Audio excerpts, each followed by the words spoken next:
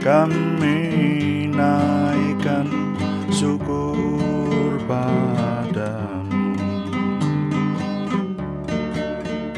Kami naikkan syukur padamu. Kami naikkan syukur padamu. Syukurkan kasih-Mu yang mulia. Kami naikkan syukur padamu.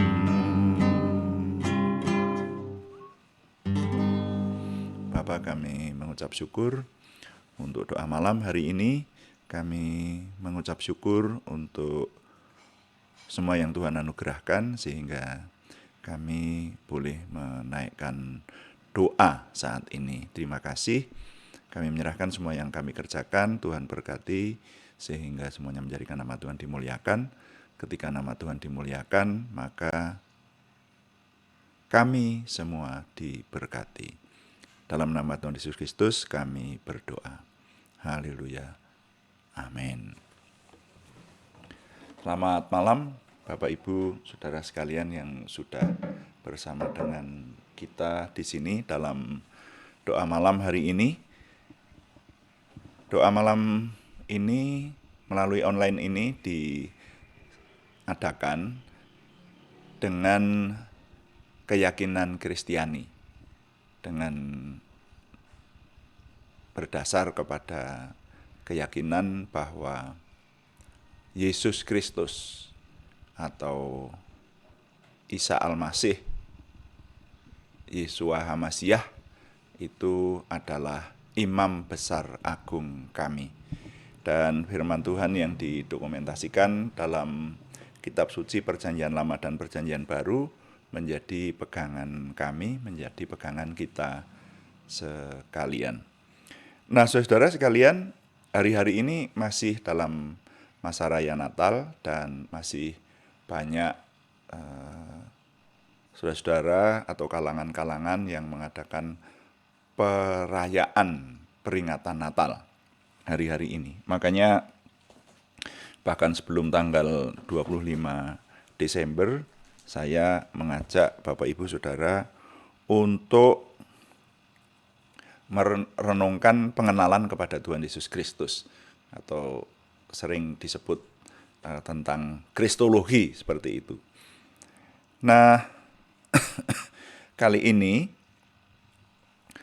saya ingin mengajak untuk lebih mengenal Tuhan Yesus Kristus. Judul renungannya agak aneh, ya.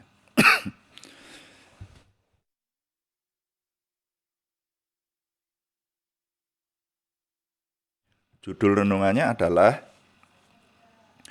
orang beriman perlu belajar dari setan.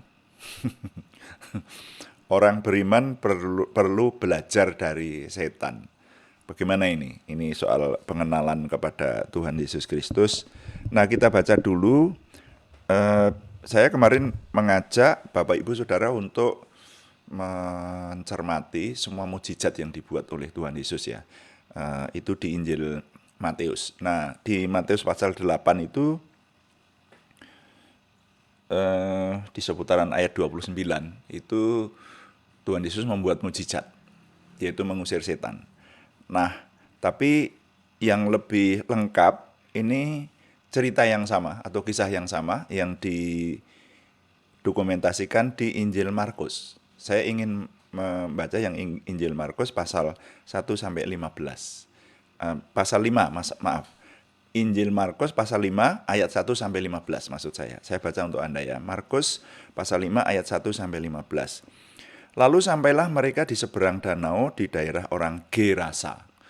Baru saja Yesus turun dari perahu, datanglah seorang yang kerasukan roh jahat dari pekuburan menemui dia. Orang itu diam di sana dan tidak ada seorang pun lagi yang sanggup mengikatnya, sekalipun dengan rantai. Karena sudah sering ia dibelenggu dan dirantai. Tetapi rantainya diputuskannya dan belenggunya dimusnahkannya. sehingga tidak ada seorang pun yang cukup kuat untuk menjinakkannya. Siang malam ia berkeliaran di pekuburan dan di bukit-bukit sambil berteriak-teriak dan memukuli dirinya dengan batu. Ketika ia melihat Yesus dari jauh, berlarilah ia mendapatkannya lalu menyembahnya. Dan dengan keras ia berteriak, "Apa urusanmu dengan aku, hai Yesus, Anak Allah yang Maha Tinggi? Demi Allah, jangan siksa aku. Demi Allah, jangan siksa aku." Karena sebelumnya Yesus mengatakan kepadanya, "Hai, engkau roh jahat, keluar dari orang ini." Kemudian ia bertanya kepada orang itu, "Siapa namamu?" Jawabnya, "Namaku Legiun, karena kami banyak." Ia memohon dengan sangat supaya Yesus jangan mengusir roh-roh itu keluar dari daerah itu.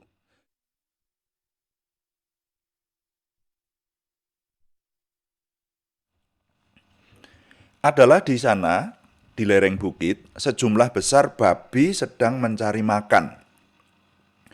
Lalu roh-roh itu meminta kepadanya, katanya, "Suruhlah kami pindah ke dalam babi-babi itu. Biarkanlah kami memasukinya." Yesus mengabulkan permintaan mereka, lalu keluarlah roh-roh jahat itu dan memasuki babi-babi itu. Kawanan babi yang kira-kira 2.000 jumlahnya itu terjun dari tepi jurang ke dalam danau dan mati lemas di dalamnya. Maka larilah penjaga-penjaga babi itu dan menceritakan hal itu di kota dan di kampung-kampung sekitarnya. Lalu keluarlah orang untuk melihat apa yang terjadi. Mereka datang kepada Yesus dan melihat orang yang kerasukan itu duduk, sudah berpakaian, dan sudah waras.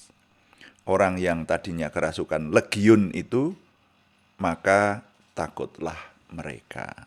Maka takutlah mereka. Nah, sampai di situ pembacaan saya, saudara-saudara sekalian. Ini kisah mujizat yang diperbuat oleh Tuhan Yesus Kristus, yaitu ketika Tuhan Yesus mengusir roh jahat di daerah Gerasa. Dan saudara, ini tidak pengusiran biasa ini. Ya, kita melihat tadi di sana bahwa ada orang yang kerasukan setan di daerah Gerasa dan kebetulan Yesus datang ke situ dan orang itu sudah tidak bisa diatasi lagi. Diceritakan bahwa hidupnya di kuburan-kuburan dan mau dijinakkan walaupun dibelenggu dengan rantai oleh beberapa orang, rantainya putus dan memusnahkan belenggu itu. Itu dicatat, tadi catatannya seperti itu, didokumentasikan semacam itu. Nah, maka ketika Yesus datang, orang ini kemudian rupanya ya diketahui oleh Tuhan Yesus. Dan Anda tahu Tuhan Yesus kalau mengetahui ketidakberesan itu selalu dibereskan. Jadi di dunia ini kalau ada sesuatu yang tidak beres, karya Tuhan Yesus itu adalah membereskannya. Tuhan Yesus itu membuat mujizat tapi bukan untuk pameran. Kan berbeda dengan zaman sekarang, ada banyak orang membuat mujizat yang justru berusaha untuk diviralkan, untuk pameran gitu. Cirinya Tuhan Yesus tidak seperti itu. Membuat mujizat itu bahkan memesan supaya jangan ngomong-ngomong orang seperti itu. Beberapa kali di kitab Injil dicatat. Dan mujizat-mujizat yang diperbuat Tuhan itu adalah mujizat yang sifatnya membangun dunia. Jadi tidak hanya sekedar untuk pameran, kekebalan tubuh misalnya semacam itu, enggak, bukan itu. Tapi mesti menyembuhkan orang, mengusir setan, mengadakan makanan, ya toh itu, meredakan angin ribut dan seterusnya itu. Nah, itu ciri yang mujizat yang diperbuat oleh Tuhan Yesus. Nah, di sini orang yang kerasukan setan itu ini luar biasa ini. Ini orang luar biasa ini. Jadi setannya sudah sedemikian kuat rupanya sampai tidak bisa dijinakkan sudah. Dan orang itu menyiksa dirinya sendiri, memukuli dirinya dengan batu. Harap kita memahami, itulah ciri setan. Setan itu memusuhi manusia. Jadi kalau dia merasuki manusia, dia inginnya juga membunuh yang dirasuki itu, saudara. Ya makanya orang gila itu kan selalu merusak toh. Merusak apapun seperti itu. Nah ini, maka ketika Yesus datang, orang itu atau tepatnya setan yang ada di dalam orang itu, dan ini bukan hanya sendiri. Karena ketika Tuhan Yesus bertanya, namamu siapa? Jadi dijawab dengan sembarangan kalau menurut saya. Setan itu menjawab, namaku Legiun gitu. Anda tahu Legiun? Legiun itu barisan tentara, gitulah. Makanya sering disebut ada legiun veteran, kemudian legiun asing, itu artinya barisan tentara. Jadi mirip dengan batalion. Orang ditanya, namamu siapa? Namaku batalion. Itu kan sembarangan itu namanya. Lalu dilanjutkan, karena kami banyak. Jadi rupanya dia menjawabnya, ya kami tidak bisa menjawab namanya satu persatu, karena kami banyak gitu. Nah, dia tahu bahwa Tuhan Yesus pasti mengusir setan, pasti menyembuhkan orang itu. Nah itu. Dan memang benar, Tuhan kemudian mengatakan keluar dari orang itu, kan begitu. Nah, tapi saudara-saudara, di sini yang menarik, setan yang ada di dalam orang itu, bahkan baru tahu Yesus datang saja. Di Injil Markus ini dicatat begini, ayat 6, coba Markus 5 ayat 6. Ketika ia, jadi orang yang kerasukan setan itu, ketika ia melihat Yesus dari jauh, berlarilah ia mendapatkannya lalu menyembahnya. Oh, ini orang ini kerasukan setan loh saudara. Dan tidak ada orang yang bisa menjinakkannya. Tapi ketika Tuhan Yesus datang, orang itu berlari dan menyembah Yesus. Kalau menurut saudara ini memang kehendak dari pribadi si orang itu sendiri atau setan yang ada di dalamnya? Karena bahkan orang itu sudah tidak bisa mengendalikan dirinya sendiri. Setan yang ada di dalamnya itu seringkali menyiksa dirinya dengan batu, coba bayangkan. Jadi memukuli dirinya dengan batu supaya luka, sakit, dan nanti akhirnya mati. Itu pekerjaan setan. Jadi kalau orang ini secara fisik mendekat kepada Yesus dan menyembah Yesus, itu artinya bukan orang itu, sudah pasti ini. Tapi setan yang memakai jasmani orang itu, gitu loh. Datang dan menyembah Tuhan Yesus. Setan itu begitu ketakutan pada Tuhan Yesus, sudah jelas. Ya, sampai sekarang ya toh, wah saudara-saudara yang punya pengalaman lah. Sekarang ngusir setan itu asalkan kita hidup dalam Tuhan. Sekali lagi, hidup dalam Tuhan Yesus. Maka orang kerasukan bisa diusir setannya oleh orang yang hidup dalam Tuhan Yesus. Tidak sedikit itu saya melihat dengan mata kepala sendiri, saudara, dan sering mengalami pelayanan semacam itu. Orang kerasukan setan dan diusir. Dalam nama Tuhan Yesus Kristus, setan pergi, setannya pergi. Itu bukan 1, 2, 3, 4 kali seperti itu. Setan itu begitu takut sama Tuhan Yesus. Ya, karena tahu bahwa Yesus adalah Tuhan yang mengambil rupa manusia. Tetap setan menyembah karena dia tahu dia kalah. Ya, dia diberi waktu sekarang ini, tapi ada waktunya nanti dihukum. Jadi kalau dia macam-macam, ya disiksa sama Tuhan Yesus gitu. Makanya dia datang menyembah. Dan perhatikan kalimat ini. Dia datang menyembahnya, dan ayat 7, dan dengan keras ia berteriak, apa urusanmu dengan aku, hai Yesus anak Allah yang maha tinggi? Demi Allah, jangan siksa aku. Makanya tadi judul renungan kita inilah, ya, orang beriman perlu belajar dari setan. Itu jangan salah tangkap ini, saudara ya. Ini saya maksudkan adalah dalam soal pengenalan akan Tuhan. Setan lebih mengenal Tuhan dari banyak orang Kristen. Halo. Setan lebih mengenal Tuhan dari banyak orang beriman. Itu di Injil Markus ditulis semacam itu. Setan itu begitu ketakutan. Nanti di Injil Lukas dituliskan begini. Ini catatan yang lain dari peristiwa yang sama. Ketika ia melihat Yesus, ia berteriak lalu tersungkur di hadapannya dan berkata dengan suara keras, Apa urusanmu dengan aku, hei Yesus anak Allah yang maha tinggi? Aku memohon kepadamu supaya engkau jangan menyiksa aku. Ini di Injil Lukas. Bandingkan lagi yang lain ya. Di Injil Matius. Di Injil Matius dikatakan semacam ini.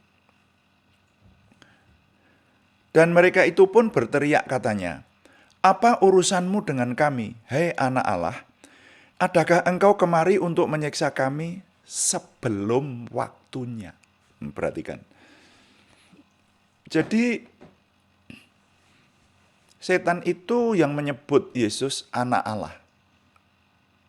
Artinya apa itu? Apakah Tuhan punya anak itu? Sekali lagi iman Kristen tidak mengatakan semacam itu loh ya. Tuhan itu tidak punya anak dengan pengertian Tuhan punya istri lalu beranak gitu, tidak seperti itu. Saya menerimanya istilah anak Allah itu adalah Tuhan yang mengambil rupa manusia. Makanya saya selalu mengingatkan saudara, karena begini, yang memenuhi pikiran saya sebagai orang yang melayani Tuhan, yang merasa punya tanggung jawab untuk menyampaikan segi-segi keimanan yang benar. Itu yang sering membuat prihatin saya adalah orang-orang Kristen yang dikalahkan hanya dengan kalimat-kalimat yang sebetulnya mudah dipatahkan, tapi banyak orang Kristen karena tidak mengenal Tuhan jadi bingung. Ya, contohnya kalau ada suami istri yang beda agama, lalu yang satu berkata kepada yang seiman dengan kita, oh, Tuhanmu kok punya anak? Udahlah tiap hari dikatakan seperti itu. Tuhan itu tidak punya anak. Gitu. Kalau Tuhan punya anak bukan Tuhan lah gitu. Lalu akhirnya imannya kalah. Nah ini. Jadi Tuhan itu memang tidak punya anak. Siapa orang Kristen yang percaya bahwa Tuhan kok punya anak seperti manusia punya anak? Sekali lagi, saya menerimanya ini adalah sebuah istilah.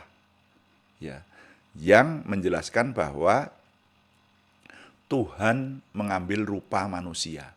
Kenapa disebut anak Allah? Karena oknum Tuhan itu tidak bisa dibatasi oleh sebuah tubuh. Pengertian saya begitu. Ketika Tuhan Yesus lahir dari rahimnya Maria, dan itu oleh Roh Kudus, artinya Tuhan yang Maha Kuasa itu merasuk ke rahimnya Maria, lalu lahir, jadilah bayi Tuhan Yesus kelihatan oleh manusia. Memang Tuhan punya rencana begitu. Tuhan harus jadi manusia. Kalau tidak jadi manusia, siapa yang akan menjadi imam besar agung kita untuk menyambung kembali hubungan kita dengan Tuhan yang Maha Kuasa? Itu harus manusia. Makanya Tuhan harus menjadi manusia. Nah itu. Jadi teologi iman Kristiani itu seperti itu. Prinsip iman Kristiani itu seperti itu. Tapi pertanyaannya, apakah kalau Tuhan itu menjadi manusia, Yesus Kristus, terus surga kosong? Nah itulah. Jadi Tuhan itu tidak bisa dibatasi. Di surga tetap ada pribadi yang Maha Kuasa, yang oleh Tuhan Yesus sebagai manusia disebut Bapa. Apakah Tuhannya umat Kristen itu banyak? Silahkan disimpulkan. Kalau saya mengatakan begini, ini iman saya mengatakan begini, Tuhan kita itu satu, tapi Tuhan itu Maha Kuasa. Mau berwujud manusia dan surganya tidak kosong, bisa. Karena Tuhan Maha Kuasa. Nah kalau tidak begitu, Tuhan berarti tidak Maha Kuasa. Kalau jadi Tuhan Yesus terus hanya dikurung di satu tubuh Tuhan Yesus, Kristus itu saja, dan Tuhan tidak Maha Hadir itu, bukan begitu. Jadi saudara-saudara, kenapa Tuhan menjadi Tuhan Yesus Kristus dan dia berwujud manusia, memiliki tubuh yang sama dengan kita? Karena Tuhan punya kepentingan untuk menjadi imam besar agung kita nanti dengan karyanya di atas kayu salib. Mudah-mudahan ini tidak sulit dimengerti. Ini hal penting, tapi mudah-mudahan ini tidak sulit dimengerti. Saya sederhanakan konsepnya. Jadi Tuhan itu berkepentingan untuk menebus umat manusia, menghubungkan manusia lagi kepada Tuhan, supaya manusia itu mengenal Tuhan. Kalau tidak begitu, manusia tidak mengenal Tuhan. Buktinya sejak perjanjian lama, orang-orang pada mencari Tuhan tapi nggak ketemu Tuhan kan. Karena Tuhan memang tidak bisa dicari oleh manusia itu. Bisanya paling-paling menciptakan Tuhan yang bukan Tuhan. Contohnya patung untuk disembah, lalu sebutan-sebutan lain dan seterusnya. Nah, itu saudara. Bisanya manusia ketemu Tuhan kalau ada imam besar agung yang menolong. Atau Tuhan sendiri yang memperkenalkan diri kepada manusia. Sampai di sini saya berharap ini sangat gampang dimengerti. Nah, itu iblis tahu. Itu paham akan hal itu. Makanya iblis di dalam orang Gerasa itu datang menyembah Tuhan dan berkata, Tuhan, apakah Tuhan mau menyiksa aku sebelum waktunya? Jadi ini kalimat ini menunjukkan bahwa iblis itu akan di penjara nanti pada waktunya. Tapi sekarang ini iblis masih diberi kesempatan untuk menguasai manusia dalam tanda petik seperti itu. Makanya hati-hati, sekarang kita mencari Tuhan itu harus Tuhan yang benar. Bisa juga ayat firman Tuhan yang mengatakan bahwa iblis itu bisa menyamar menjadi malaikat terang. Makanya jangan sembarang menganggap orang nabi, jangan sembarang menganggap ajaran kebenaran itu benar-benar kebenaran yang sampai kepada Tuhan. Karena iblis bisa menyamar sebagai malaikat terang. Nah, terus bagaimana membedakannya? Nah, ini nanti pelajaran berikutnya lah. Ya. Tapi kalau ada yang pengen mengerti bisa menghubungi saya pribadi. Karena pelajaran ini cukup peka. Nah, sekarang membedakan yang kebenaran dari Tuhan yang sesungguhnya sama yang tidak, itu kan kita harus melihatnya dari iman Kristiani. Dan kalau melihat dari iman Kristiani tentu saja membicarakan hal-hal yang cukup peka. Nah, itu saudara ya. Nah, oleh karena itu, kembali kita kalau dalam peristiwa ini sekedar menunjukkan dulu saja bahwa iblis itu lebih mengenal Tuhan daripada manusia. Kenapa saya katakan begitu? Coba lihat para Farisi, para Saduki, ahli-ahli kitab, termasuk Imam Agung yang ada pada waktu itu, Imam Agung Kayafas, itu memusuhi Yesus. Bagaimana? Mereka itu ahli kitab loh saudara. Seharusnya mereka memahami kalau meneliti kitab mereka bahwa Mesias akan datang. Dan dari sekian Farisi itu yang mudeng masalah ini, hanya yang bernama Nikodemus. Nikodemus datang dengan sembunyi-sembunyi kepada Tuhan Yesus. Dan dia berkata, Anda lihat itu di kitab Injil. Nikodemus berkata, kami tahu bahwa mujizat yang engkau buat, termasuk menghidupkan Lazarus yang sudah 4 hari mati itu, rupanya Nikodemus berpikir seperti saya. Saya berpikir juga begitu. Tidak ada lah orang bisa menghidupkan orang mati yang sudah 4 hari dalam kubur, seperti Yesus gitu. Nah, makanya Nikodemus kemudian menerima pengajaran Tuhan Yesus. Itulah ya. Nah, jadi saudara, yang sebagian besar manusia tidak bisa menerima Tuhan Yesus. Bahkan sampai sekarang kita melihat iman Kristiani itu paling dimusuhi justru karena ini. Justru karena menerima Yesus adalah Tuhan yang mengambil rupa manusia. Itu paling tidak bisa diterima oleh dunia. Tapi justru disitulah terletak inti iman Kristiani. Iman Kristiani kita itu adalah karena memahami bahwa Yesus adalah Tuhan yang mengambil rupa manusia. Wow. Puji Tuhan, ini pewahyuan atau hal-hal baru ini ditambahkan baru pada saat saya di depan kamera ini, saudara.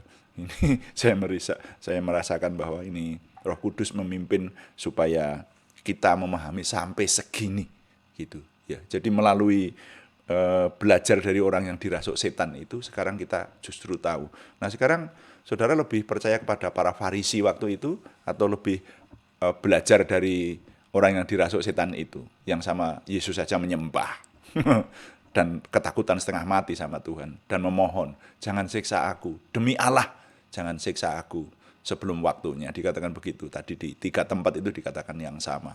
Wah, ini. Nah, lalu yang seperti ini mari kita tarik ke zaman kita sekarang.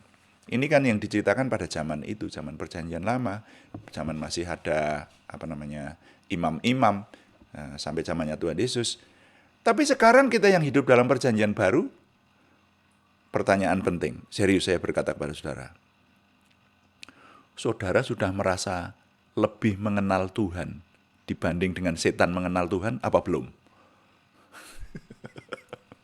Ayo, pertanyaan serius ini, saudara. Kalau saudara lebih bodoh daripada setan dalam hal, ulangi, dalam hal pengenalan akan Tuhan, berarti iman saudara dan juga saya kalau berlaku seperti itu perlu dipertanyakan. Makanya sekarang banyak orang Kristen yang hidupnya sembarangan. Banyak orang yang mengaku menjadi murid Yesus, tetapi hidupnya sembarangan. Tidak memperlihatkan diri sebagai murid Tuhan. Dan tidak memiliki kuasa seperti yang Tuhan janjikan. Kenapa? Nah, hidupnya sembarangan kok. Karena apa? Karena tidak mengenal Tuhan. Wah, kalah dengan setan. Saya pernah membawakan hal ini.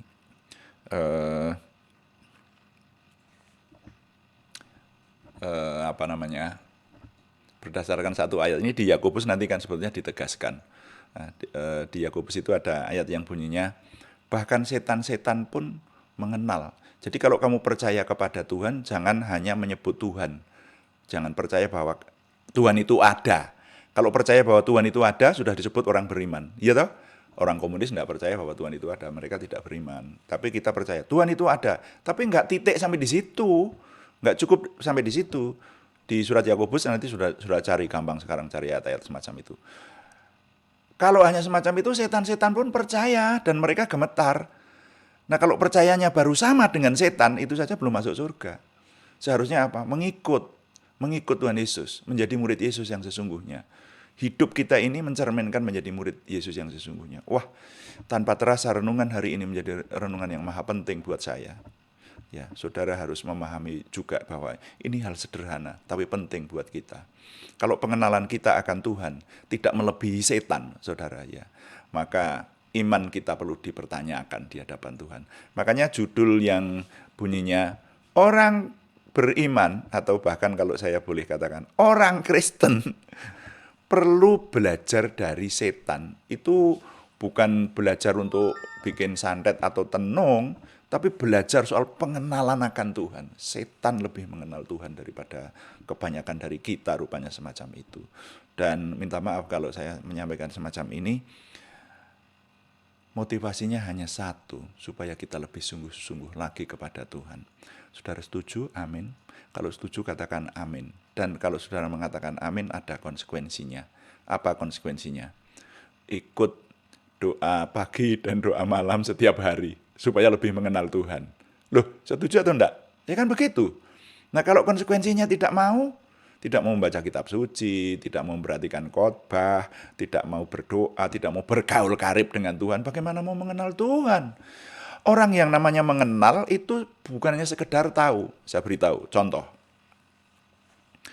Saya itu pernah bertemu dan berbicara dengan Sri Sultan Hamengkubuwono ke-10, Sultan Jogja itu. Di sebuah acara dulu ketika perusahaan kami mengadakan acara, beliau hadir, lalu seluruh orang-orang, waktu itu hanya ada 2 orang, saya dengan atasan saya, manajer dengan saya asisten manajer, beliau hadir, lalu kami salami dan kami omong-omong gitu. Ya. Jadi beliau itu tahu saya juga tahu beliau. Tapi Sultan Hamengkubuwono tidak mengenal saya. Coba tanya, apa kenal namanya Pangat gitu? Enggak kenal. Pernah ketemu, pernah salaman, saudara. Tapi kalau yang namanya orang mengenal itu saling kenal gitu loh, saudara. Makanya kalau saya ditanya misalnya, apakah Anda mengenal ajudan wali kota Salatiga, mantan ajudan wali kota Salatiga? Saya kenal, karena dia mengenal saya. Nah, jangan-jangan saudara kalau ditanya, saudara mengenal Tuhan? Wah, mungkin banyak dari kita kan berkata, ya mengenal lah, saya kan orang Kristen, KTP-nya Kristen loh, gitu. Pertanyaannya, Anda mengaku mengenal Tuhan, tapi Tuhan mengenal Anda atau enggak? Kalau itu tidak terjadi, berarti saudara tidak mengenal Tuhan. Kalau yang namanya orang mengenal Tuhan itu orang kenal gitu, itu kan, makanya gini loh, gimana saya membicarakan. Ada orang yang sering, misalnya gini, wah saya pengen berhubungan dengan ajudan wali kota, tapi gimana cara menghubunginya ya? Lah gimana sih? Karena saya nggak kenal kok. Nah, Pak Pangat kenal. Oh, saya kenal. Karena saya mengenal dia dan dia mengenal saya. Gimana kalau saya dihubungkan lah supaya bisa ketemu sama dia? Oh bisa. Nah itu namanya orang kenal, saudara. Saya sedang berbicara hubungan kita dengan Tuhan. Dan kalau kita mengenal Tuhan, seharusnya kita juga bergaul karib dengan Tuhan. Saudara, ini kalau dilanjutkan cukup panjang renungan ini. Tapi saya berharap dari hal yang kita cermati dari Tuhan Yesus Kristus membuat mujizat, mengusir setan yang luar biasa itu, yang setannya bahkan tidak bisa dijinakkan, bahkan orang yang kerasukan itu di rantai, dibelenggu dengan rantai aja dimusnahkan. Catatannya kan begitu tadi. Nah, kita bisa mengambil nilai-nilai di sini. Nilainya antara lain adalah bahwa Yesus bisa mengalahkan setan. Setan yang orang-orang lain tidak bisa mengalahkan, Yesus bisa. Buktinya, setan itu diusir keluar dari orang Gerasa itu dan merasuk ke babi-babi, jumlahnya 2000. Itu saudara. Jadi memang setannya mungkin jumlahnya memang 2000 ya. Sampai babi-babi itu turun ke danau dan mati lemas semuanya. Nah, ini kan hal yang luar biasa. Kasihan juragan babi itu, tapi ya ini kisah kok. Saudara. Dan jadi Tuhan Yesus memiliki kuasa ya. Nilai yang kita ambil membuat mujizat yang orang lain tidak bisa lakukan di kisah ini, yaitu mengusir setan yang adalah batalion atau legiun. Lalu yang berikutnya, nilai yang kita dapatkan adalah, ini yang lebih penting. Jangan sampai saudara dan saya kurang mengenal Tuhan atau tidak mengenal Tuhan. Tidak bergaul karib dengan Tuhan. Sehingga kalah pengenalannya dengan iblis. Masa orang Kristen kok dalam mengenal Tuhan kalah dengan setan? Betapa naibnya, betapa bodohnya kalau seperti itu. Nah, sehingga nilai yang boleh saya ketengahkan hari ini adalah kita wajib bergaul karib dengan Tuhan, jangan kalah dengan setan yang lebih mengenal Tuhan. Saya membaca kembali kok jadi ketawa. Ini kalimat atau nilai yang saya buat ini. Saya buat sendiri tapi saya kok ketawa. Karena apa? Ingat, jujur aja sekarang banyak orang Kristen yang tidak mengenal Tuhan, kalah dengan setan. Nah makanya sekali lagi, kita wajib bergaul karib dengan Tuhan. Jangan kalah dengan setan yang lebih baik atau lebih mengenal Tuhan. Tuhan dipuji. Amin. Mari kita menaikkan doa syafaat, termasuk mendoakan nama-nama yang harus kita bawa ke hadapan Tuhan untuk didoakan. Kita berdoa syafaat, melayani Tuhan dengan doa. Mari kita berdoa. Bapa di surga, kami mengucap syukur untuk firman-Mu yang luar biasa hari ini. Kami mendapati hal-hal yang bernilai, sehingga kami terus dapat memuliakan Tuhan dalam hidup kami. Terima kasih Bapa di surga. Ini anugerah yang luar biasa hari ini. Tuhan mengalirkan pewahyuan, pembaharuan, hal-hal yang baru Tuhan bukakan, sehingga kami tahu bagaimana harus hidup dan berkemenangan di hadapan Tuhan. Terima kasih. Sekarang kami berdoa syafaat untuk hari-hari ini yang masih dalam masa raya Natal. Siapapun yang merayakan perayaan Natal hari ini, Tuhan berikan semuanya berlangsung dalam damai sejahtera Tuhan sampai perayaan tahun baru nanti. Bahkan juga di seluruh dunia dan khususnya di tengah bangsa dan negara kami, Tuhan memberikan kesejahteraan, kedamaian kepada kami. Bahkan juga lebih khusus lagi di kota tempat tinggal kami masing-masing, di keluarga kami, Tuhan memelihara dengan damai sejahtera Tuhan. Terima kasih Bapak. Sekarang kami berdoa untuk nama-nama yang dalam minggu ini masih dikirim kepada kami untuk didoakan, untuk kami panjatkan dalam doa kepada Tuhan, khususnya banyak yang menyangkut soal kesembuhan, kesempurnaan kesembuhan kepada Tuhan. Kami berseru dalam nama Tuhan Yesus Kristus, Yeshua HaMasyiah. Tuhan, kami bertekun berdoa dan mendasari doa kami dengan janji Tuhan bahwa yang tekun berdoa, doanya diterima oleh Tuhan. Karena itu kami mohon Tuhan memberikan kesempurnaan kesembuhan kepada saudara kami Arni Setiawati, saudara kami Budi Suswanti, saudara kami Yohanes Sutarman, semuanya di Purwodadi, saudara kami Anak Alegio Panuwibowo, saudara kami Hendri Dwi Laksono, semuanya dari Salatiga, saudara kami Siti Rondia, saudara kami Cahyani Bagiowati, semuanya di Semarang, dan bahkan saudara kami yang belum kami sebutkan namanya lagi, tapi yang tetap tekun berdoa, mohon kesembuhan dari Tuhan bersama kami. Tuhan yang memberi juga pergumulan selain kesembuhan dari saudara kami Yohana Asri Sabtor ini, Tuhan yang memberi sehingga pertolongan Tuhan nyata buat kami. Kami mengucap syukur Tuhan untuk semua yang Tuhan anugerahkan kepada kami, dan sekarang kami menyerahkan kepada Tuhan semua yang akan kami kerjakan dan sudah kami kerjakan tiap hari. Kami mengerjakan tugas-tugas yang Tuhan anugerahkan kepada kami, pekerjaan yang baik, usaha yang baik, semuanya, bahkan juga pelayanan yang baik, onsite maupun online, semuanya kami menyerahkan kepada Tuhan untuk Tuhan berkati, menuju kepada kesempurnaan Tuhan. Makin baik, makin menjadi sempurna ke arah Tuhan. Terima kasih. Kami mengucap syukur, dengan ini Tuhan selalu memberikan kepada kami. Setiap hari kami makin memiliki pengenalan akan Tuhan, percaya diri bersama Tuhan, antusiasme, optimisme, semangat dan bergairah menyambut masa depan kami untuk menang bersama dengan Tuhan. Terima kasih Bapak, kami mohon Tuhan yang menyempurnakan doa kami oleh pertolongan dan pimpinan Roh Kudus, karena semuanya kami persembahkan dengan mantap percaya dalam nama Tuhan Yesus Kristus Juru Selamat kami. Haleluya. Amin. Demikian doa malam hari ini, saudara-saudara sekalian. Terima kasih kepada semua yang setia mengikuti doa malam maupun doa pagi, dan juga memberikan dukungan kepada kami berupa dukungan apapun juga, saudara ya. Kami beritahukan bahwa pelayanan doa ini dilaksanakan doa pagi setiap hari Senin sampai Sabtu jam 5 pagi. Yang doa malam jam 6 atau jam 18 waktu Indonesia Barat. Kalau yang doa pagi kita membaca Alkitab secara berkesinambungan. Makanya terima kasih kepada banyak yang ikut menikmati bersama dengan kami lah. Ya, kami yang mengiringkan lah, saudara menikmati pengenalan akan Tuhan melalui nilai-nilai yang kita ambil dari kitab suci. Puji Tuhan. Dan kami tetap mengharapkan dukungan Anda, setidaknya dukungan doa. Terima kasih yang belum memberikan subscribe, berkenan memberikan subscribe, like, komen, dan share, bagikan kepada teman-teman lain, sehingga lebih banyak lagi yang diberkati bersama dengan kita. Selamat malam, Tuhan memberkati.